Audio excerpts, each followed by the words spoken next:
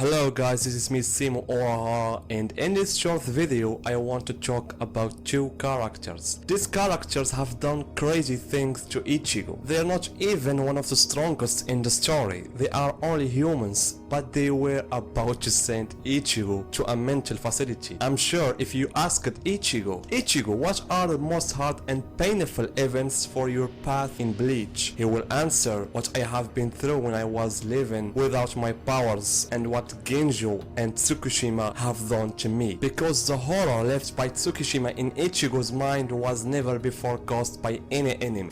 Ichigo as a character doesn't care for his hand to be cut or to be defeated. He will train to defeat that enemy, to protect everyone before the enemy gets close to his beloved ones. But when it comes to the enemy playing with your relatives, with your friends, to make himself an integral part of their past and turn them on you, your sisters, your friends think the enemy is one of them and they know him since a long time and you are the wrong here.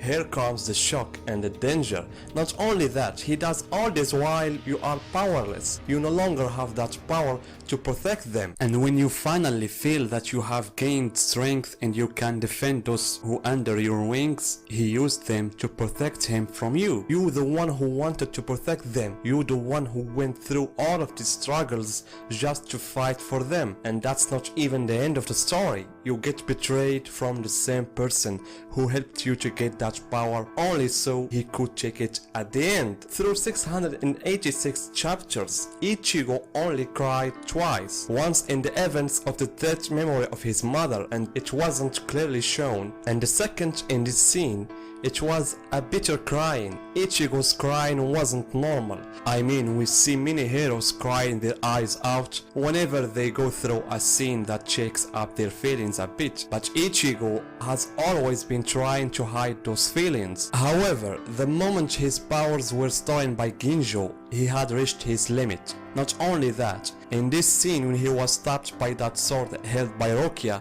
and saw his father and Kisuke, notice how Kobo drew Ichigo's features, broken and shaken and desperate, as if to say, is there a bottom of despair and shocks deeper than this? So when he fought Genjo, he was fighting with a killing intention, and he did kill him, because in a one-to-one battle, Ichigo fought many opponents like Renji, Zaraki, Byakuya and Grimijo. He even defended the latter against Noichura, and against Irikura, Ichigo's Vasto Lord fought in his place. But when it comes to Genjo, Ichigo was fighting with his conscious mind and intention to kill, because of the harm he caused him, which no one had done to him before. In the end, the arc of Genjo, in my opinion, it's not that great because the majority of the events were focused on a group of humans, but I can say also the Genjo arc is a glimpse of Kobo's good writing. When he writes comfortably, the events go smoothly until it reaches its climax. I like the events of the last arc, and I'm speaking exactly on the half of the last arc. A lot of randomness occurred, because when Tsukishima and Genjo and Giriko appeared in that chapter with Kako, I said that's good. There will be a link between Genjo arc and the last arc, so the last arc would be a complete arc where everyone participates and we get to see a variety of battles. Because the thing that I hoped for the most was, at some point Tsukishima becomes a Shinigami. Imagine Tsukishima with a Zanpakuto carrying his full-bring ability. It would be a mighty thing. Kobo built the whole Genjo arc on that ability of Tsukishima, and we notice how Kobo used it at the end of the story to try to fix Ichigo's Bankai.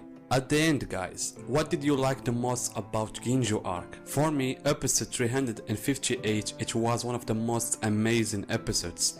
Ichigo entering the house and watching Tsukishima sitting comfortably with Yuzu and Karen. It was one of my favorite scenes, as well as episode 361 where the captions appeared for the first time in Ichigo's power were back again in his meeting with Rokia also. So what about you guys, and see you in my next video.